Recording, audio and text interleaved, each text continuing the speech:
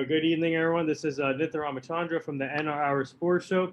This is episode 859, alongside one of our co-hosts, Vedant from Global Kid Media, and we're joined by a really special guest today. His name is Howard Beck. He's a senior NBA writer for Sports Illustrated. He used to work for Bleacher Report, LA Times, New York Times. He has a podcast called Crossover Pod. Go check that out on Instagram and on Twitter. And he's also, you can find him on Sirius XM NBA Radio, based out of New York. Howard, this is truly an honor for you to be joining the show. We're really big fans of yours, and we finally made this happen. And how are you and your family doing? Thanks, guys. No, appreciate it. Thanks for having me. Happy to be here, and glad we could finally make it happen for sure. Things are all good here in New York. Glad to be home, and we'll see how this crazy off season starts to unfold. Yeah, so I'll let Vedant start off here first. Yeah, I wanna go all the way back to your childhood, and obviously now you cover sports and get a chance to do that. But as a kid, did you play sports? And at 5 years old, what did you envision yourself doing as a career? Wow, going really deep into the well. 5 years old. 5 years old, I don't know. Like 5 years old, I probably wanted to be like a fireman or something. Whatever 5-year-olds want to do. I don't think sports were really on my radar at all at 5 years old. Other than like playing, tetherball in the school playground or something. My early sports, like as a kid, my dad did mount a basket, backboard and rim on the front of the house in the driveway. This was in San Jose, California, where I grew up. And so I did spend a lot of time as a kid shooting from various spots in the driveway. I remember there's that middle line in the driveway, and like maybe over here was, like a certain shot you tried to do, and over there, and we'd play horse, and we had a game called Around the World where you're trying to make shots from every point of the driveway all the way around. And so I did play just in the front yard, like any kid would be doing, and then playing a lot of Nerf football on people's front lawns and eventually in the street and that kind of stuff. But I didn't play like a lot of organized sports in my early years. Eventually played a few years of youth soccer. Oh, wow. I was a runner in high school and junior high and high school, running cross country and track. And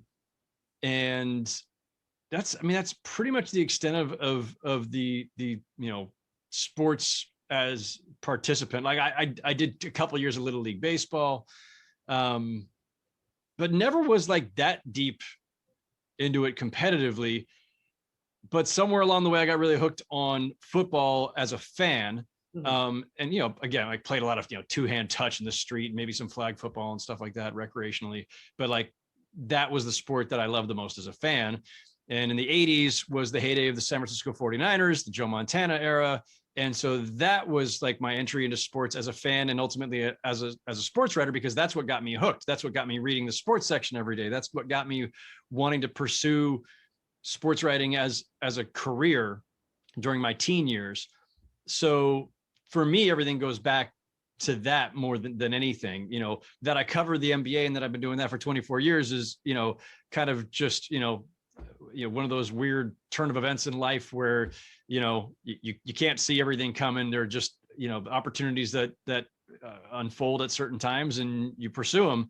But what got me, what lit the spark, what got me going was the Niners of the 1980s. And I always trace it back specifically to the play we call the catch, which was Joe Montana to Dwight Clark in the NFC Championship game in 1982 that launches them to their first Super Bowl. And that was it. Like, that was my big mind blowing moment as a fan. And again, like what really, really like kind of clinched my fandom and wanting to just devour the sports section every day. And then when reading these people who were covering all these games, thinking like, oh, well, maybe that's something I could do for a living. That's a silly way to get paid. So, yeah. So going off from that question, did you have like any role models that you looked up to while growing up, either as an athlete or as a broadcaster that you looked up to? And take me to the process. When did you get started into like writing and covering these games? So as I say, I grew up in San Jose. So the San Jose Mercury News is my hometown paper. That's on the breakfast table every day.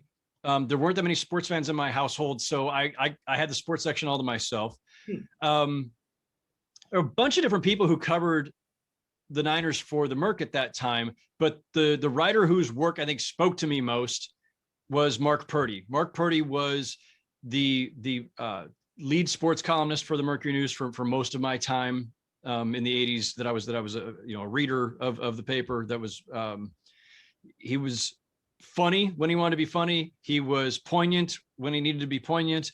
He always, I felt like just had the right tone and the right way of touching into or just every moment he had the right tone for, I felt like.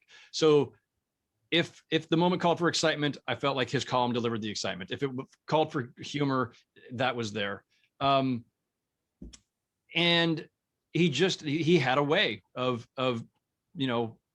entertaining me beyond the sport itself. The sport was important. I'd already watched the game, but I loved reading Mark Purdy's columns about the Niners and about everything else too. He wrote about the Giants, the A's, everything. So when I'm thinking about this as a career, like that's my role model. Everybody's got their guy that they grew up on. If you grew up in LA during that time, during the 70s, 80s, you would have said, I want to be Jim Murray. Jim Murray would have been like your idol. Mark Purdy was my guy. And then I started subscribing to Sports Illustrated, where I'm now fortunate enough to be employed. But I started subscribing to that when I was 12 or 13.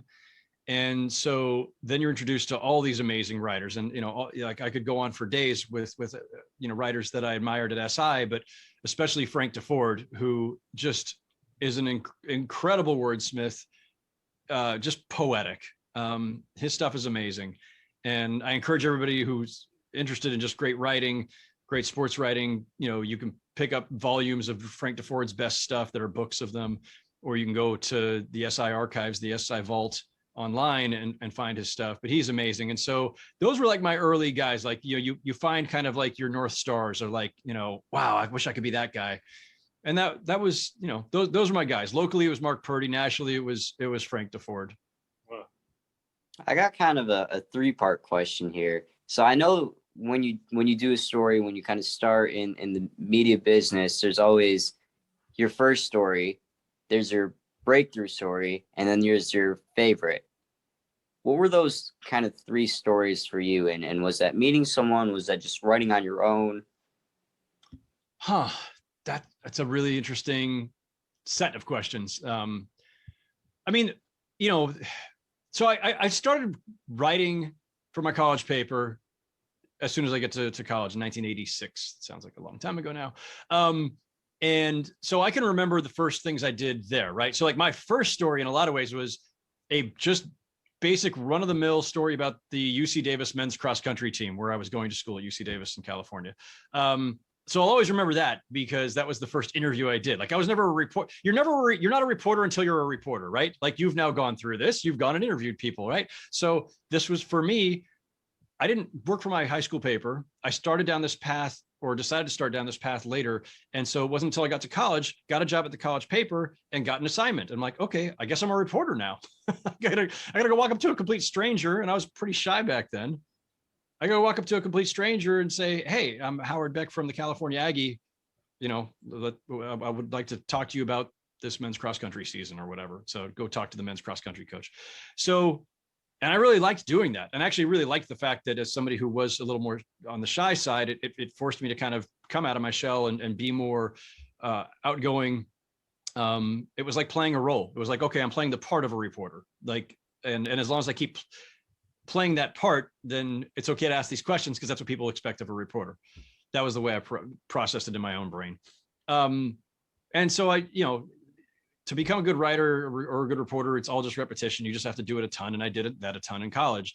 So that's the starting point. I get out of college. I go to work for the local paper in Davis, California, the Davis Enterprise, still covering like UC Davis, Davis High. Occasionally I go down and cover a Giants game or an A's game or a Niners game or whatever.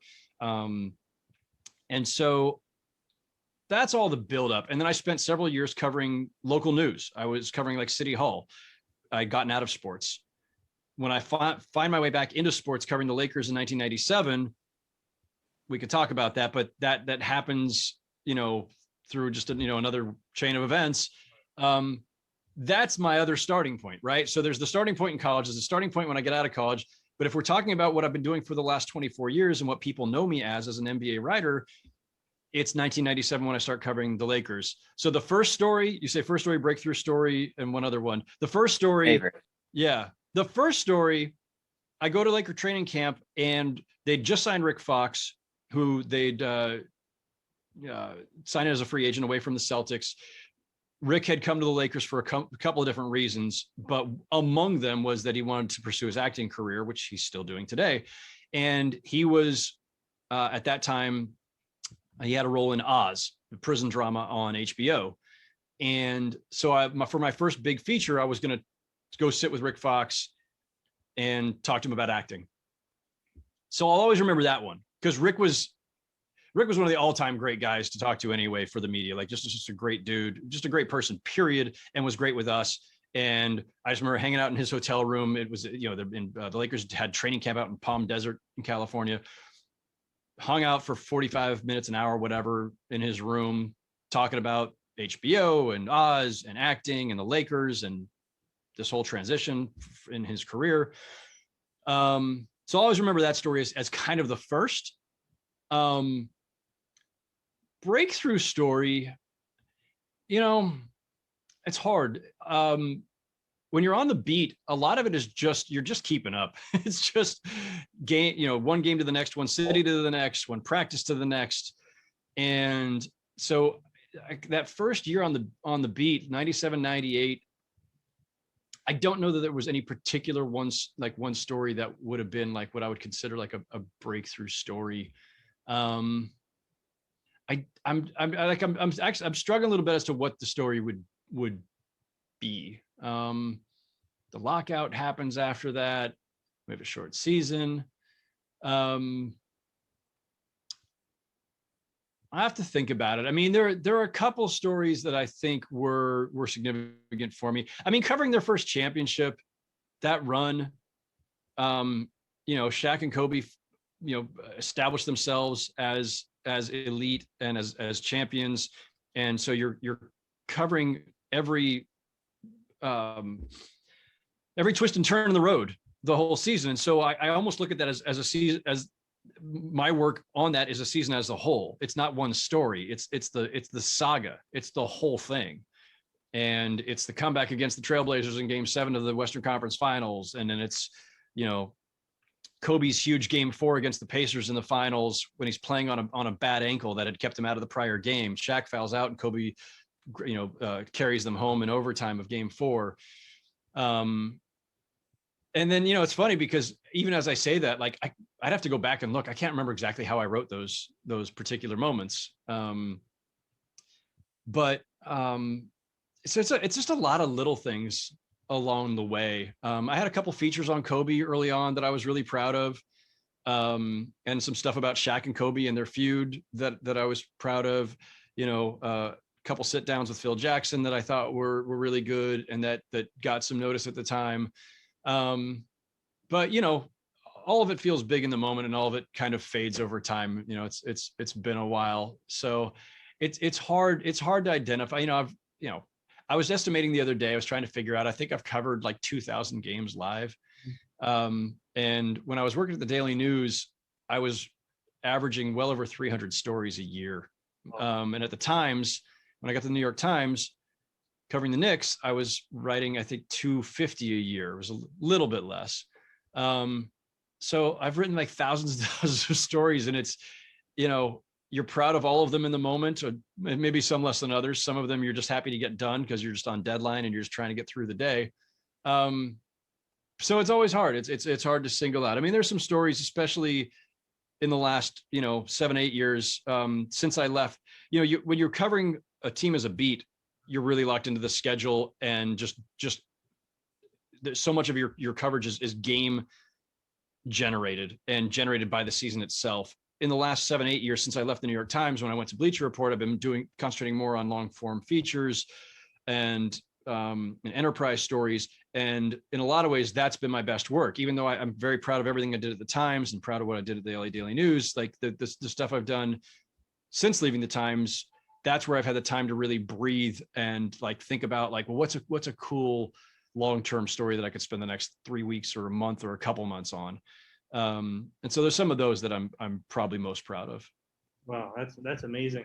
So like take us through your experiences, because obviously early in your career you got to cover the Lakers, the Kobe, the Shaq era, Rick Fox era you just mentioned, and obviously you got to cover the Knicks, Brooklyn Nets. So what's it like for you just to cover these big market teams? A lot of publicity, and the media is big time over there with those three teams. So take us through the experiences and the conversations, because you had with Kobe, the late Kobe Bryant, and because there's pictures of you that you interviewed Kobe. So take us through those two experiences that you had. Yeah, I mean, I think people have this notion of, sports writers and especially beat writers covering professional sports as, okay, well, you're in the presence of greatness every day and these guys are celebrities. And so there's this aspect of it that feels like, well, you're in this wild environment where everybody you're talking to every day are these global icons. And there is an aspect of that, but the first thing you have to do in this business is get over that. On day one, you can be a little starstruck and afford to have that be the case. On day two, day three, you can still have a little bit of this surreal thing of like, oh wow, there's Shaquille O'Neal, there's Kobe Bryant, whatever. Kobe wasn't a superstar at that time. Kobe was 19-year-old kid who's still trying to find his way, and had a lot of work to do. So it's not really being in awe. But yeah, it's pro sports, and in that environment, they are stars, and so you go in with a certain amount of deference and a little bit of awe. You get over that as quickly as you can, because the job is to tell the truth. The job is to report the truth. The job is to report. Shaq used to have this phrase he always say, write what you see, brother. Usually that meant write that the refs are screwing me and not calling all these fouls, or it meant Kobe's not passing me the ball. But it's actually really great advice. Write what you see. That's the job. That is the most basic, straightforward description of being a reporter I could possibly think. Like, yeah, you write what you see. And sometimes it's good and sometimes it's bad. And sometimes it's going to piss people off. And then you got to go in the gym the next day and face those same people. And they'll say, well, why did you write it? Why'd you say I shouldn't have taken that shot? Or why'd you portray this that way?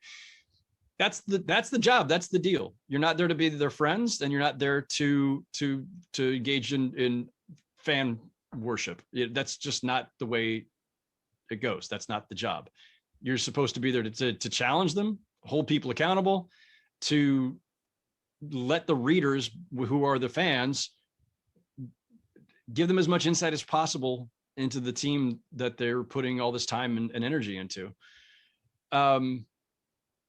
So there are moments, that lob from Kobe to Shaq in Game 7 of the Western Conference Finals in 2000. I'm like, years later, I can sit here and say, man, it was awesome that I was there for that. That was incredible. What a moment to be present for. I was there for Kobe's, the last game of his career back in 2016, and got to write about that. What a moment to be present for. So you can at some point later appreciate the fact that I got to be, a part of, as a spectator, as a documentarian of these events, and consider that an honor, and consider it to be, some highlights of your career and your life, to have been around for these things, get to write about them and get to talk to the participants. Sure. In the moment, you just have the job to do. In the moment, you're not thinking about any of that. In the moment that Kobe's throwing that lob to Shaq, all I'm thinking is, I got this whole story I got to write on deadline. And 5 minutes ago, I was still writing about how the Trailblazers were going to knock the Lakers out, and the season was over. So I always call it like managed panic. It's just managed panic, because there's a deadline bearing down, and I've got to write this story, and I've got to write it hopefully semi-coherently and hopefully even well. And so there's no time to be thinking about, oh, wow, I'm witnessing history. You can do that maybe the next day, or maybe years later. And usually it's years later before I go like, oh yeah, that was kind of cool. So there's that. What was the second part? Oh, the second part, just take me through the conversation that you had with the late Kobe Bryant, and getting to know his personality on the court and off. Yeah. I mean, that could go in a thousand different directions, depending on, which year we're talking about. I'll a couple highlights. So, I meet him in 1997. He's 19. He's still, skinny, still growing a little bit. He's coming off the bench. And while he's got all this natural charisma and star power, and when I say charisma, I mean both as a personality and the charisma of his game. He's the guy who shot all the air balls against Utah at that stage. He's the guy who had a okay rookie season, but he didn't blow anybody away. You could see the potential. A lot of guys come to the NBA with potential. There was no guarantee that Kobe Bryant in 1997 was going to be the guy he eventually became. Except as we all know now, like Kobe's so driven that he was always going to get there. But at that time, he's intriguing, but he's not. He's a star in the celebrity sense. He's not a star as an athlete yet. And he's really, I think, fairly grounded for a guy coming into the league, at least who was in, at that time, 1 year in, and was easy to talk to, really approachable, friendly. I liked him from the beginning. And there were many of those moments, and I've written about some of these in those early couple of years where he was just pretty open. He got a harder exterior in later years for a variety of reasons, both personal and professional. He started putting on that steely exterior and got a little more distant. But those first few years, especially, I found him to be really engaging and friendly. I liked him a lot. And then, when you cover somebody day in, day out for 7 years and you're at every practice, every game, and you're there for all their worst moments as well as all their best moments, you're going to get on their nerves. And so, yeah, I got sideways with Kobe. I got sideways with Shaq. I got sideways with other people on the team at times. It just happens. It's necessary. If you're doing your job right, you're going to get on a guy's bad side now and then. The key in this job is to be a professional, always be fair, always be as transparent as possible, always be willing to stand behind your work. And if somebody challenges it and it turns out that, you might have messed up, then when you did mess up, admit you messed up. And when you didn't, explain why you're still right. No, I wrote it that way and I stand by it because of X, Y, Z. And that you have to be, at the end of the day, it's about your professionalism and your consistency and principles and fairness and all these other things that they can see in you and say, okay, well, I don't agree with everything that Howard wrote about me, but I think he was always fair or strove to be fair. Maybe he didn't get this part right, but he always was professional and upfront. I'd like to think that that's how just about everybody I've covered would talk about my work and my coverage of them.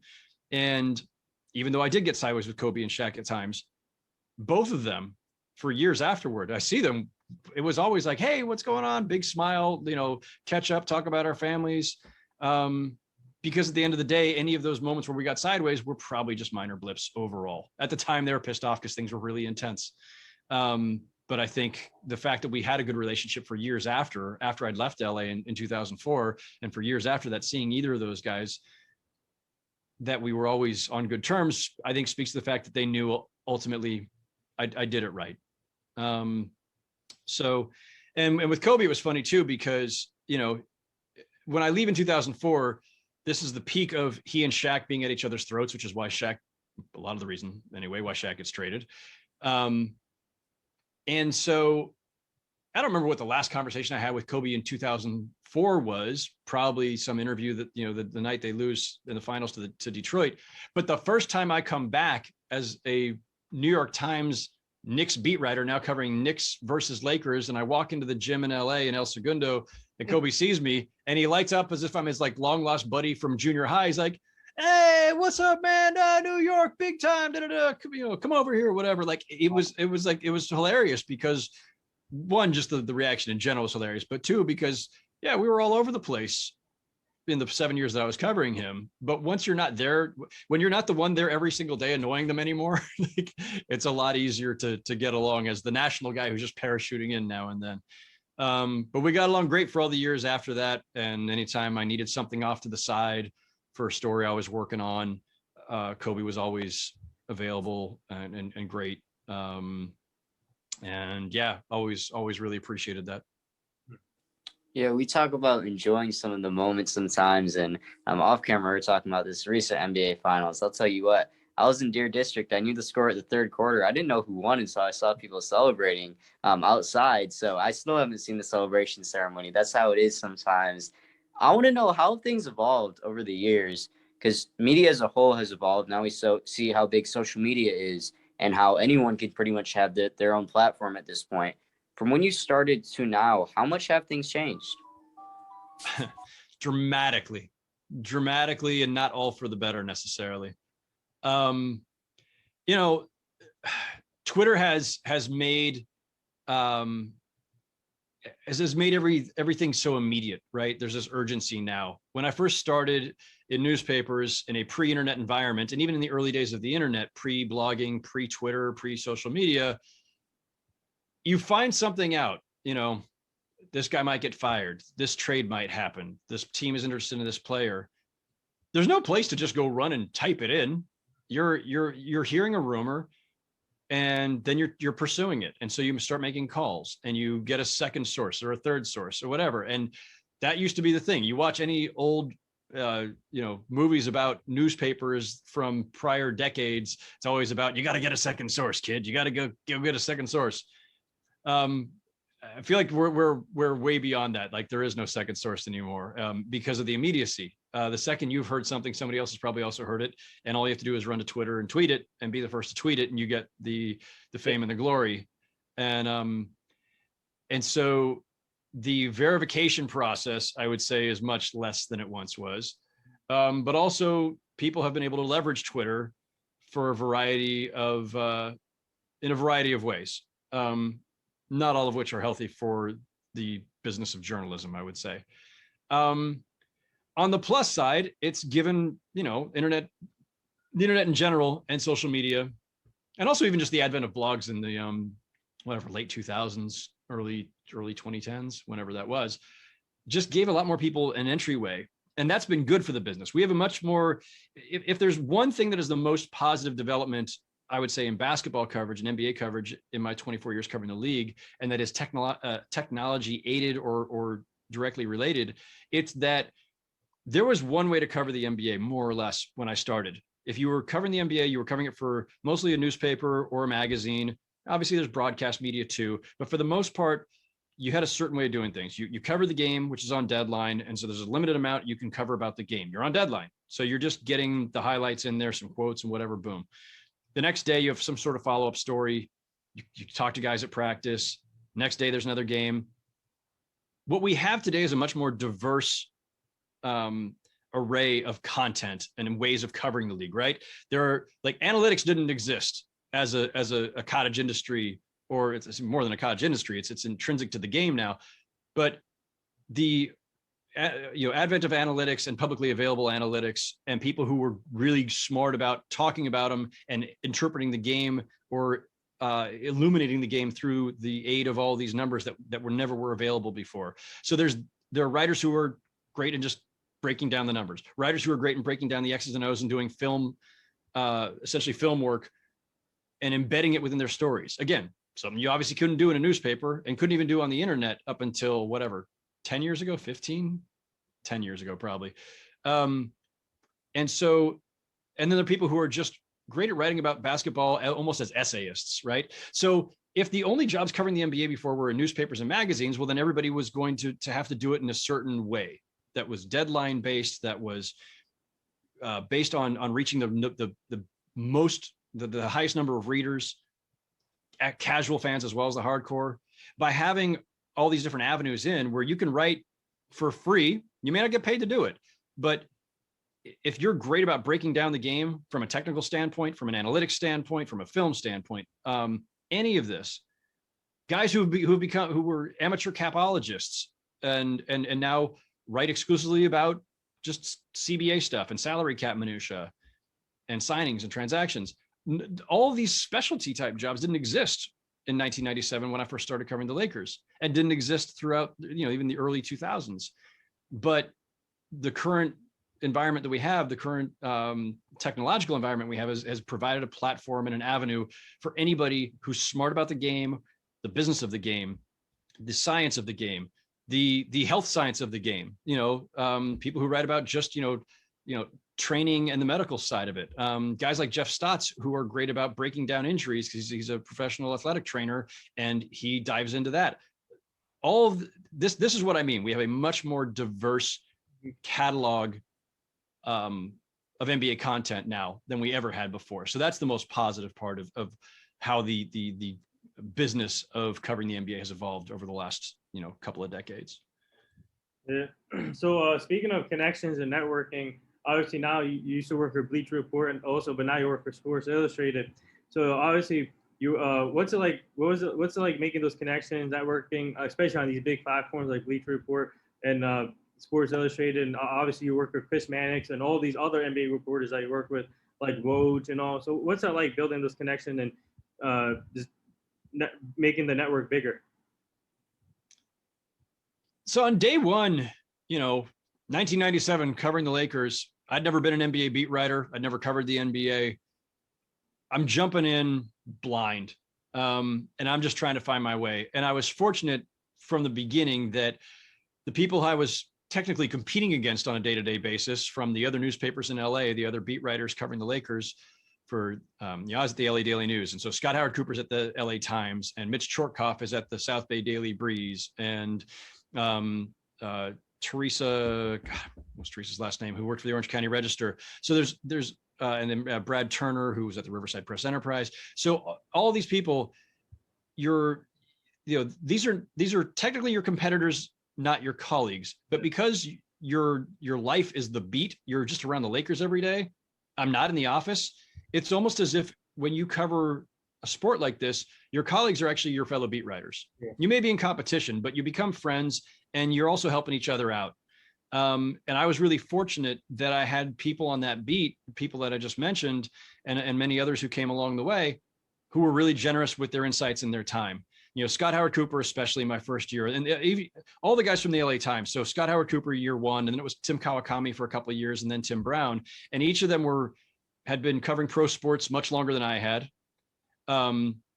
What I mean is they're all older than me. So but each of them were excellent beat writers, right? The reporting side, the writing side, but they were all very different personalities, different writing styles. And Scott, as the first one, was the one who told me, like, he was the one who taught me how to be a traveling beat writer. I didn't know what to do, what the day-to-day routine was on the road and where I'm going, where these arenas are and which hotel you should stay at so that you're closer to the arena, or which cities you should rent a car versus where you should get taxis and all this stuff. Like, there's just a lot of logistics to doing this job that have nothing to do with writing about basketball, but just have to do with just getting from point A to point B and making sure you're in the right place, and how pregame works and how practices work, all that stuff. So I got the crash course. So when you talk about networking, it's more of that at the beginning. It's just, finding people who will be, generous enough to share their insights about the league, about the job, about how best to do the job. And so you pick things up as you go. And then over time, look, you just build your own network. They're people you become friends with. Some of my best friends in the world are people I've been covering the NBA with for years and years. Guys like Sam Amick, Michael Lee, Chris Mannix, of course, who I was friends with even before I started working with him at SI, Jonathan Abrams, who we were teammates at the New York Times, teammates again at Bleacher Report. He's now back at the New York Times. And so there's just folks you connect with along the way. And I'd say I'm friends with 90+% of the people covering the NBA on a regular basis, and we've just got a lot of really great people covering the league in every city. And so I really enjoy that part of it. In fact, during the pandemic, that's been one of the tougher things. Like, we've all been cut off from our social circles in various ways, and our work circles in various ways. Being at the finals for a couple of games in Milwaukee, it was the first time I'd seen a bunch of these folks in a really long time, like since All-Star in February of 2020 in Chicago. So it's a really collegial group. It's a great group of people. And yeah, as you guys have seen, there's a fair amount of movement in this business. It's just kind of the nature of media, especially in this age. And so some of those networks and connections come in handy when you're changing jobs, and That's part of it too. But, more than that, I just see them as, people who are just a lot of my really good friends and whose work I admire and, and who I continue to learn from just by us, all reading each other's stuff every day. Yeah, speaking of trends in media, one of the big things that has kind of come to attention, and one thing I want to get more attention to is youth in media. So, of course, I'm 14. I have Global Kid Media. SI for Kids does some good things with youth, which, by the way, is how I got started. Is I applied for them by covering an NCAA tournament. Unfortunately, got declined and started Global Kid Media. But you see kind of that innovation and bringing youth into things. I think in any area, but especially media, there can be a lot more youth involved. What are your thoughts there? What are your thoughts on that evolution of the younger people? It's a good question. I don't, this will sound like an easy out on this particular question, but since I've never been in a hiring position, I've never been an editor, never wanted to pursue that part of the business. I'm happy to just be a writer, reporter, podcaster, and whatever. I don't know, because I'm not in a position to do the hiring. And in terms of younger, like especially your age group, obviously you're pre-professional, right? You're not out actually in the everyday workforce yet. I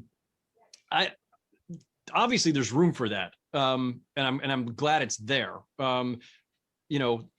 We can't, as as working adults, whether you're in your 20s or your 30s or later, we're never going to be able to quite capture things in the way that is going to speak to people of every age group, and especially of a younger age group. You can do that through your platform in a way that I can't. So I think we try to write for the broadest audience possible, and or whether I'm podcasting, and again, for the broadest audience possible. Is that necessarily going to connect as well with people of every age range? Maybe not. So I definitely think there is a need for and room for, younger people who are enterprising and ambitious, as you clearly are, to do what you're doing. There's a place for that, for sure. How much room there is for that is hard to say. Obviously there's also a lot of demand for access in the NBA, NFL, baseball, wherever. Like it's hard to get through, as you know. There's only so many credentials that they can give out, and only so many hours in the day for to arrange interviews with athletes and coaches. But I admire your ambition, because at your age, I would have been sitting there thinking like, wow, this would be something really cool to do someday. I would have never imagined I could do it at age 14. I was, to me, my engagement with sports was strictly as a fan, strictly through watching the games, reading about the games, maybe listening to some sports talk radio or whatever. I would have never imagined actually, jumping in at that stage. But as I say, I was pretty shy back then too. I wouldn't have been bold enough to, even if I'd had the ability to do what we're doing right now and get somebody, this actually would have just blown my mind, right? Like my brain would have exploded. Like, wow, wait, we could do that thing on Star Trek where people talk to each other through a TV screen. But if I could do that with a sports writer at that time, like with Mark Purdy or Frank DeFord, like my head would have exploded. I probably wouldn't have been able to handle it. So. I think the thing is, I've had a chance to talk to 1,500 celebrities, between NBA, NFL, NHL, every league, and all these athletes. But I think the message is, it doesn't have to be media. What you want to do as a kid is just go do it. Even if there is that maybe 11, 14-year-old version of yourself that maybe, I could, or another kid could inspire them, that do it now. Absolutely. I think it's amazing. It really is. I really mean that. And I think that, and I've seen other kids do it as well, and I've been on a few other podcasts with kids who, were 16, 17 at the time. Actually, some of them are probably in their 20s now, because some of these I did quite a while ago, who were trying to build up their own, repertoire and get their reps in. And, I've always said yes to those, because, I feel like anybody who is bold enough to make the ask, they deserve to have somebody say yes, for sure. And I would have loved that opportunity when I was that age, if I weren't too shy to have done it, which I probably would have been. Yeah, we appreciate that. Sorry, I just said we appreciate that. Yeah, so So this is a two-part question. I want to ask you about, obviously, speaking of diversity. I don't know if you're allowed to speak on this, but I want to get your take on this Rachel Nichols and Maria Taylor story. Obviously, Maria Taylor left ESPN for NBC, and Michaela Andrews finally got her chance to cover the NBA Finals this year, which is she did amazing. Shout out to her. But what are your thoughts on that diversity? What needs to change when it comes to that situation? And I want to ask you, and also the next part to this question. You did a really nice, inspiring video, a speech about social injustice. Take me to that process too. Yeah. On the first part, I'm going to pass on just because I don't ever want to weigh in on another media outlet's, internal issues, deliberations, whatever. And as you might also imagine, there's a lot of connections across various lines with all of us covering the NBA. There's a lot of sensitivities there. I don't think it's my place to weigh in on that. So I'll respectfully decline on that, but I absolutely understand the question and the interest in it. I think that's for others to talk about, not for me. As a broad matter, sports media still does very much have a diversity issue.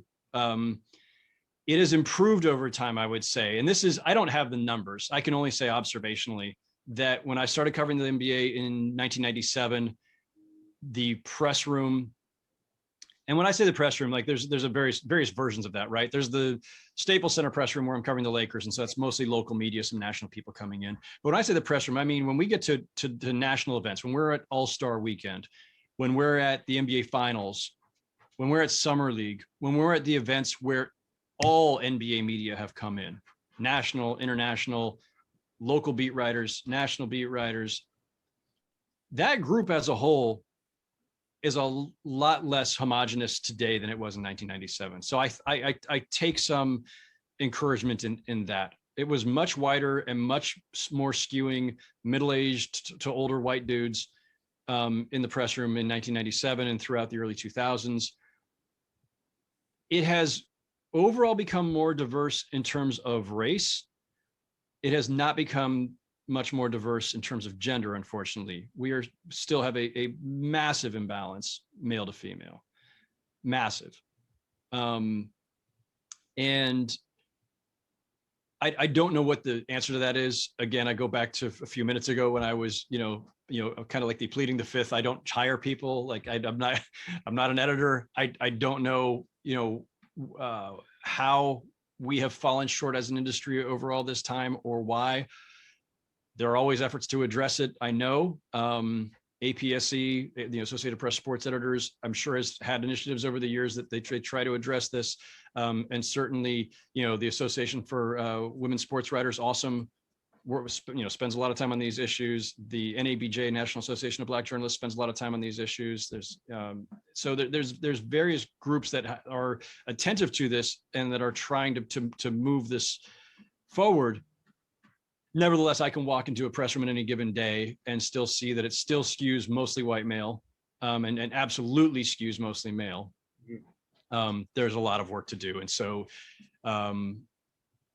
that's the editors and managers and the folks out there who are doing the hiring have still a challenge on their hands.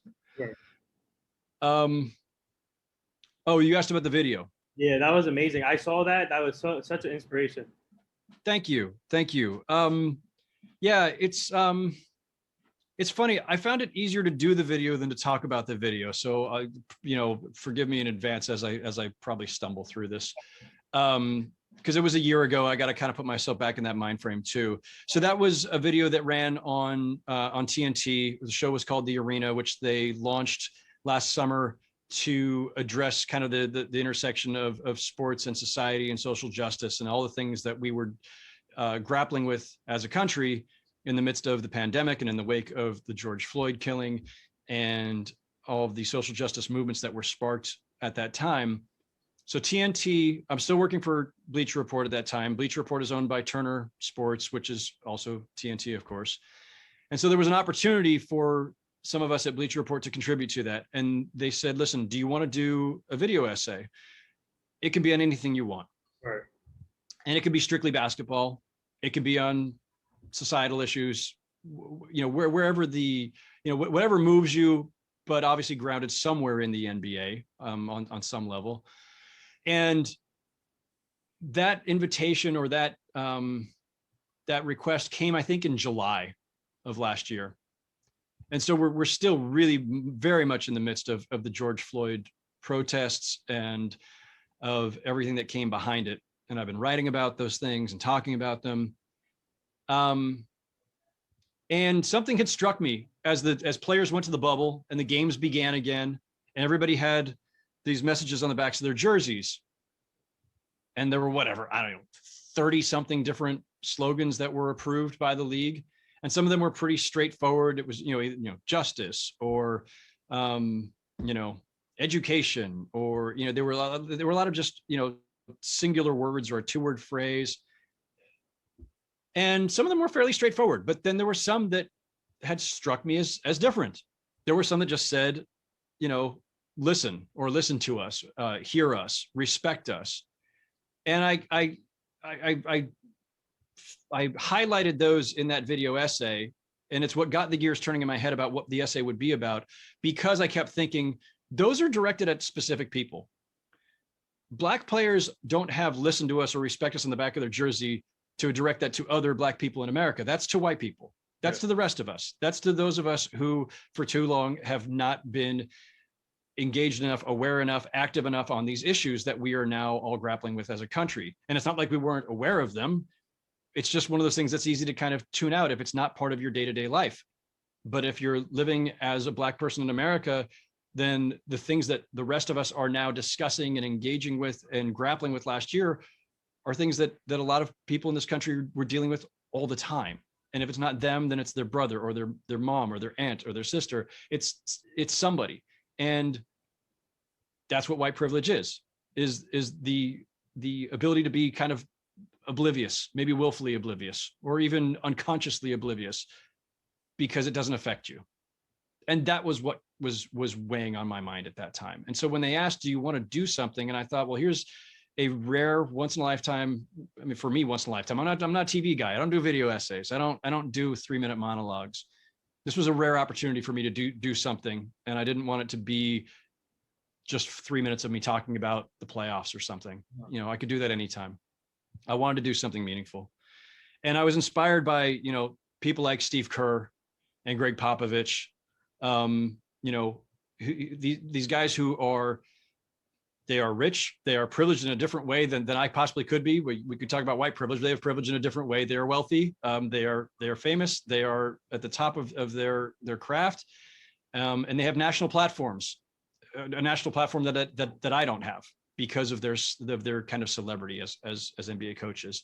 And they've used it in such an effective way.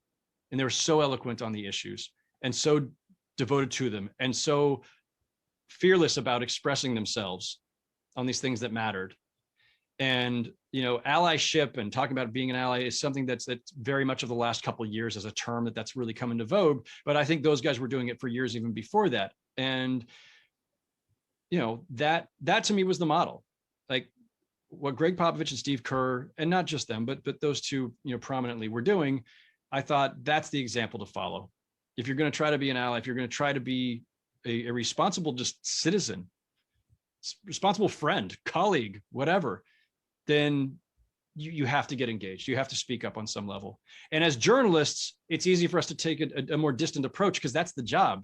The job is not to be emotionally involved with the people you're covering and the stories you're covering. The job is to actually, when we talk about objectivity, it's more about emotional distance. It's about, I'm not involved in this. I'm covering this from 30,000 feet.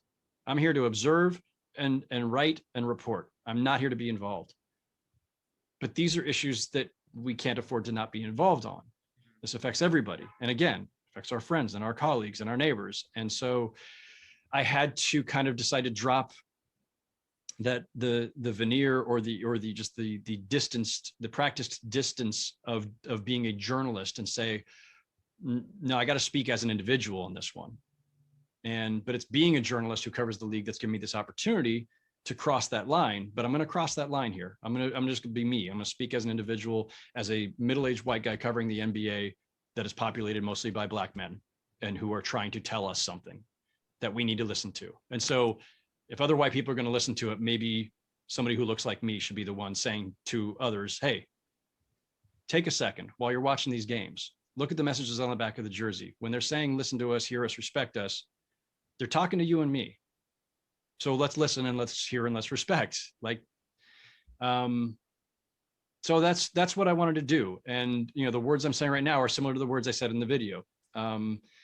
It took me a while to write, and I'm grateful to some folks at Turner who helped me hone it and sharpen it a little bit, and to this incredible camera crew, production crew that set up this space in Brooklyn in a basement, in an old church basement, to do all the other things that made it, you know, give it that kind of that gravity, that dramatic feel to it. They did an incredible job.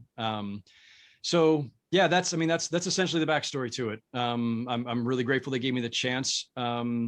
And even more so, look, by the time I recorded that video, they'd already decided that they were doing away with BR Magazine, which was my division of Bleacher Report. So I knew that my time at Bleacher Report with Turner was coming to an end, but Turner still wanted to do this. They stuck to it, which I very much appreciated. I was really proud of what we created together and of that video itself. So yeah, it was actually, you know, in a weird way, a good way to go out, if that was one of my last major contributions to Turner. Yeah, that was amazing. But that video is such an inspiration to me. Thank you. Thank you. Appreciate that. No doubt about it. I think one of my guests at that time was JJ Redick, who had also spoken out big time about those issues. And I applaud you for talking about it, because it can't be ignored. And I think we all have a platform, and for you to use it in that way is just, it's really special and really important. Speaking of kind of perspective, that's something that, you know, we're talking about the media room, how there's a lack of diversity still, and over the years it's gotten better. It starts with that open-mindedness, that perspective, and you know, people have it, some people don't. Where do you see, let's say 20 years from now, how much different do you think that media room might look? I mean, I'm an optimist. I think it'll look dramatically different. I think that, you know, kids of your generation, you're younger than my daughter. You know, I feel like the generations that have come behind me, and the generation behind me, and the generation behind them, I feel like there is a constant evolution going on here, that each generation comes up a little bit more, and sometimes a lot more, open-minded and understanding than the one that came before it. And so, you know, even if the progress hasn't been fast enough, even in my lifetime or in my career span, or even in this 24 years of covering the NBA, there is progress. And so I think that we'll continue to move down that path. And I think the fact that we have had this kind of democratization of the media because of the internet and because of social media, that has spurred a lot more voices and has opened a lot more avenues. And so, you know, eventually that has to translate to the media workroom that I'm talking about. You know, you can find voices coming from people of every shape, size, color, belief, generation, everything on the internet. Not all of them are being paid to do it, though, or being paid well to do it, or are working for major news outlets or major media outlets, I should say.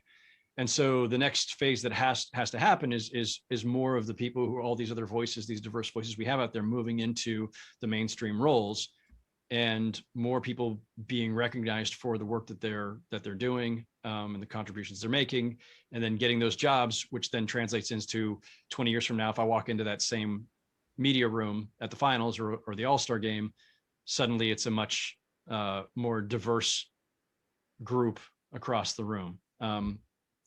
I'd like to think we'll be there in 20 years, if not sooner. Yeah. So let's get to the fun stuff now, but with the playoffs and all. But we usually do this fun little segment called the rapid fire segment. So you ready for this? All right, hit me. All right. So what was your thoughts on this whole NBA playoffs this year? And then obviously Brooklyn was expected to win this year, but a lot of new teams that were in the playoffs, they exceeded high expectations, like the Hawks, for example, like the Phoenix Suns that made it to the finals. and then the Bucks obviously winning the whole thing. So what was your overall thoughts this year? What did you learn about this year's playoffs? That the NBA can still surprise us, and that, you know, while we can celebrate super teams or bemoan super teams or talk about the inevitability of super teams, sometimes fate is sometimes fate throws some curves. I don't even know if it's fate, whatever it is, just, you know, the universe. Yeah. The Nets looked to some people like inevitable once they got James Harden, and the Lakers felt inevitable to a lot of people. And now, you know, we now know Lakers didn't even, you know, make it past the first round, and the Nets didn't make it past the second round, and we got a finals nobody could have seen coming. And I think most of us think that that was fantastic. I'm sure there are some people who are still somehow, you know, hand wringing over the idea that we didn't have superstars in the finals. And I don't know how Giannis, as a two-time MVP, doesn't qualify for that, but there will be people still making that case. I think it's great for the league that there is still some unpredictability, that just assembling the most talent doesn't guarantee anything, because if it does, then things get too predictable and boring.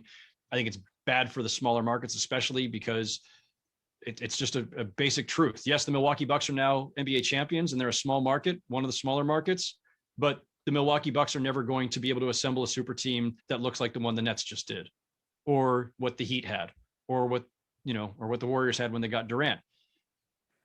Maybe it'll happen someday, but Milwaukee, Memphis, Indiana, Charlotte, New Orleans, Minnesota, Utah, these are not teams that are going to be able to go out and just poach 3 stars from somewhere else.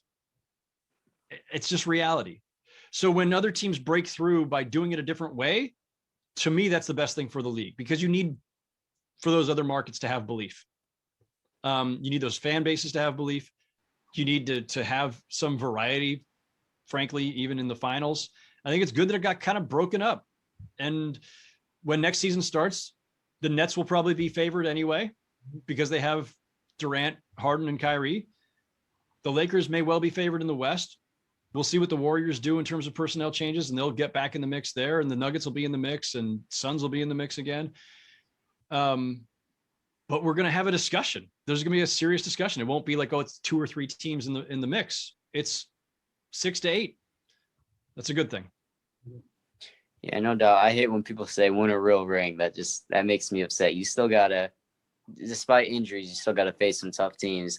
I saw this somewhere on social media. I thought it was interesting. What's your favorite nickname of any player of all time?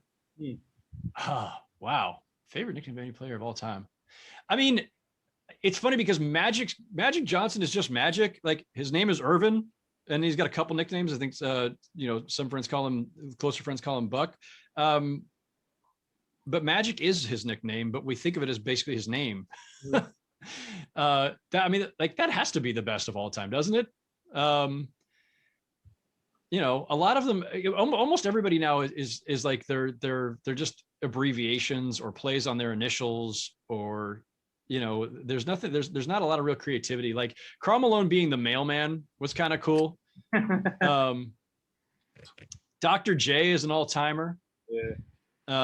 It feels like all the best ones are from, you know, prior generations. I don't know, like, when you guys are fans of the current NBA, is there a single NBA nickname of today that's actually like it's fun that Joel Embiid calls himself the Process, but no one's walking around going, "Sup, Process?" No one's like referring to him in the way that you would refer to Dr. J as Dr. J. You know, Dr. J led the league in scoring and da da da da. You wouldn't say the Process led the league. Like, that's not happening, right? So that doesn't count. Is there a good nickname in among any of today's players?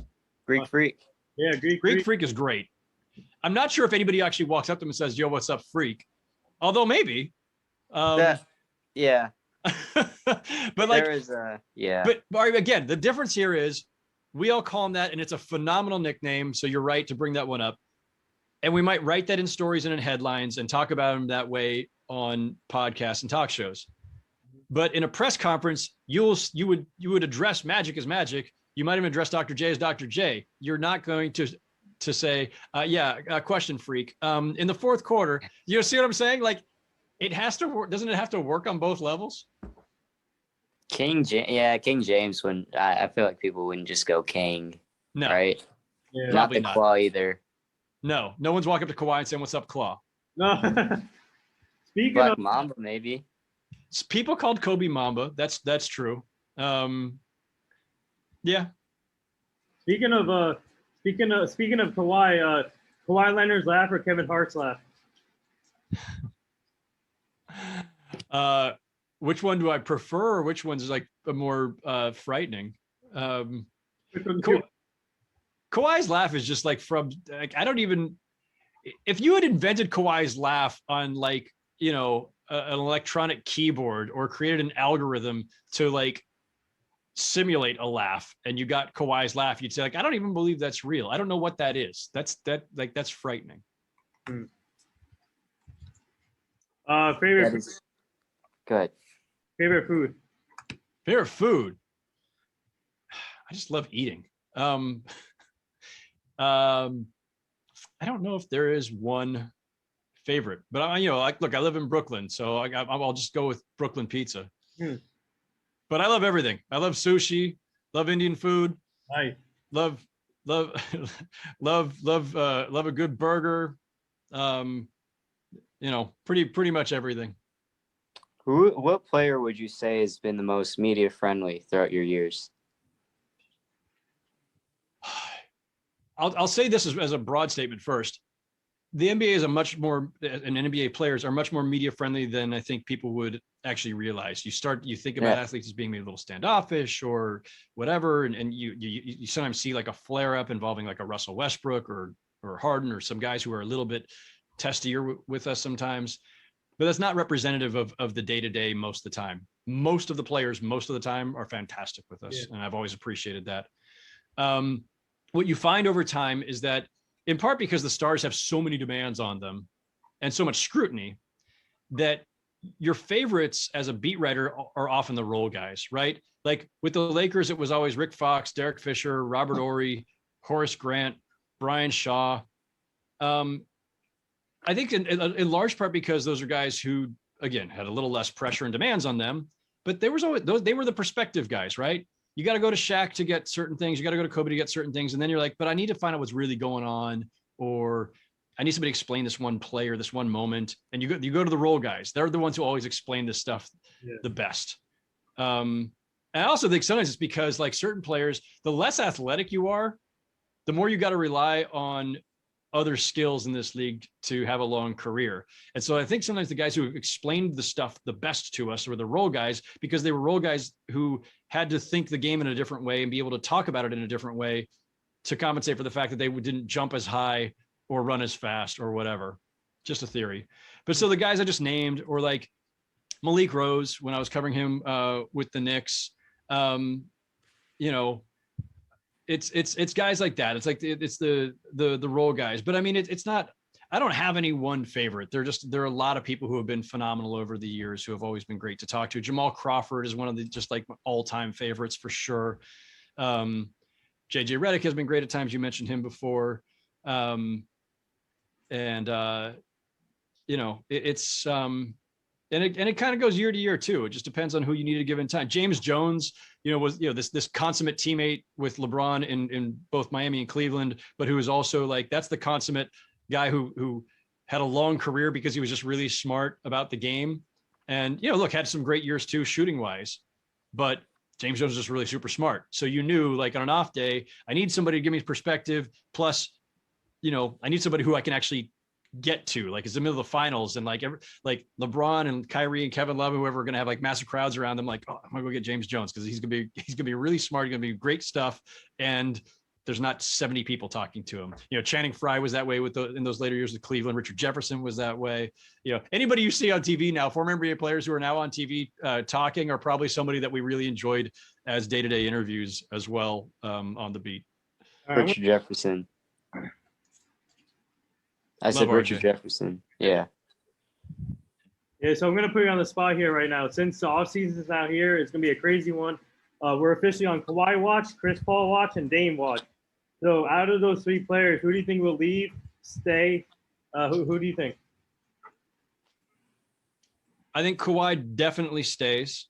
I don't, he moved heaven and earth to get to LA and had them make the trade for Paul George, which they gave up everything forever.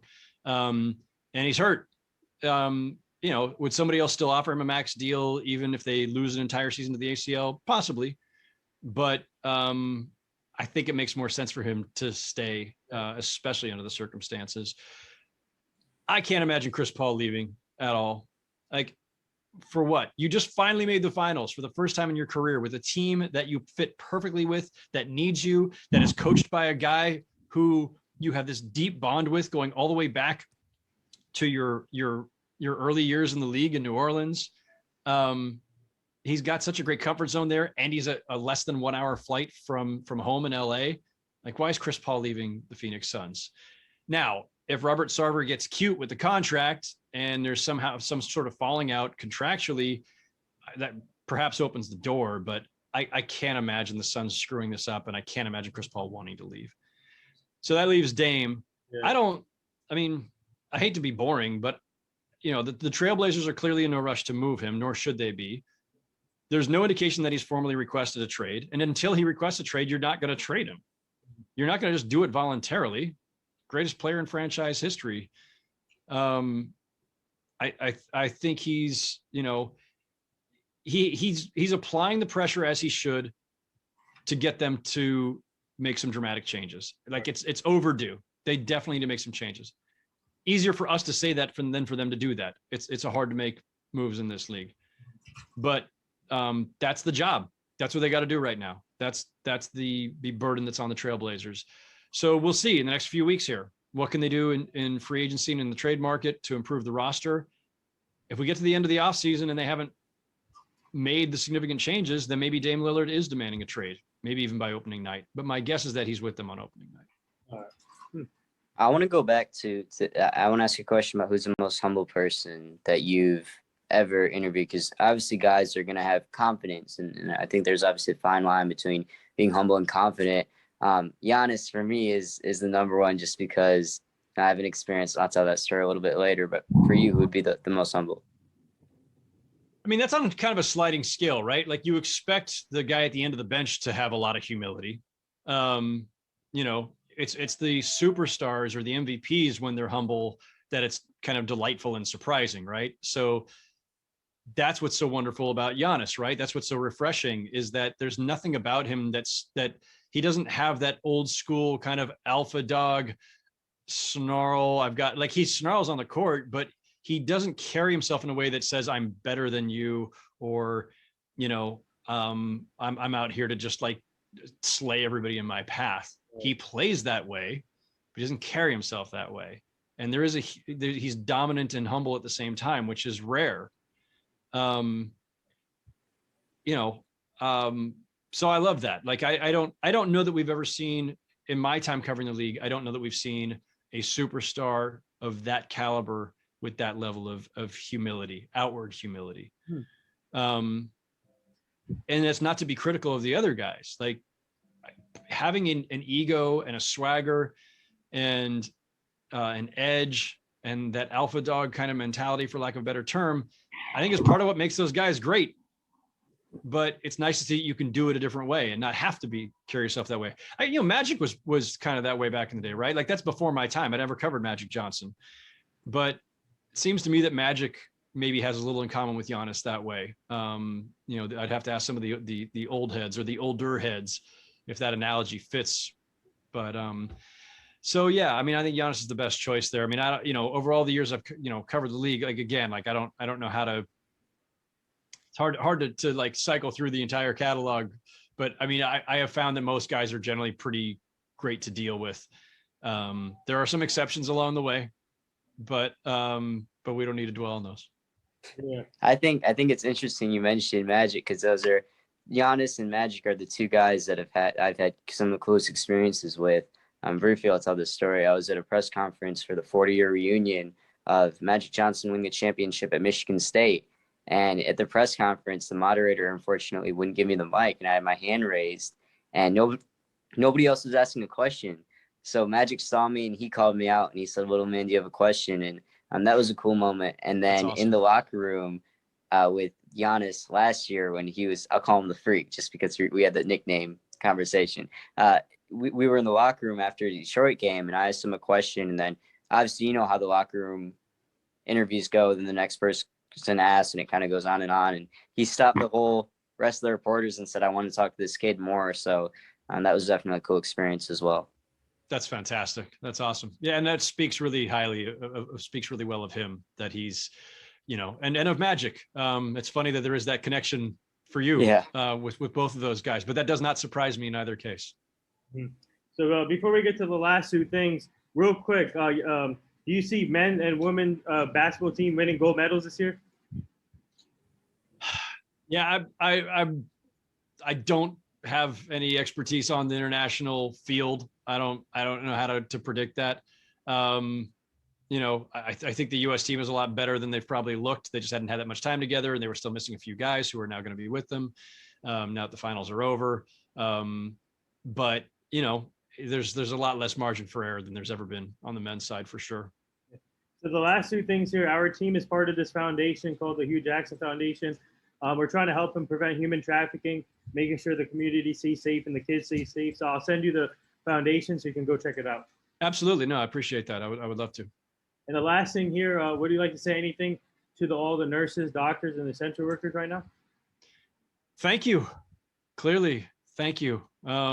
You know, obviously living here in New York, you know, this was, you know, ground zero for the pandemic in the early days too. And so, you know, I remember, you know, a year ago at this time, we were still every day at, you know, 7 o'clock, you know, everybody was, you know, leaning out their windows or going down on the sidewalk and clapping and, you know, or banging pans or whatever else in appreciation. That it's unfortunate that we feels like we're slipping back into some really scary times here with regard to the pandemic. People, go get vaccinated, please. And be careful out there. And yeah, obviously thank you to all the essential workers, especially the doctors and nurses, but everybody who was working on the front lines. And like, frankly, like, you know, we did everything we could to try to support our local merchants and restaurants here in our neighborhood in Brooklyn. And, you know, even in doing that, it means that people who are either making those deliveries or who are in the kitchens cooking, or they were still having to go to work every day. So admire all of them. It's, you know, it's the healthcare workers are critical, but it was also all the people who were, you know, cashiering at the bodega and, you know, cooking food and everything else just to, you know, keep us all going throughout the darkest moments of it. So, yeah, thank you to all of them, and go get vaccinated, people, if you haven't already, please. Yeah, so well said, and there it is. That wraps up episode 859 with the great Howard Beck. Go check him out on all social media formats, on Sports Illustrated. He's a senior NBA writer, and he has a podcast called Crossover with Chris Mannix. And go check out his recent interview with free agent to be Spencer Dinwiddie. That was a great interview. I love that one. But keep up the great work. This was awesome.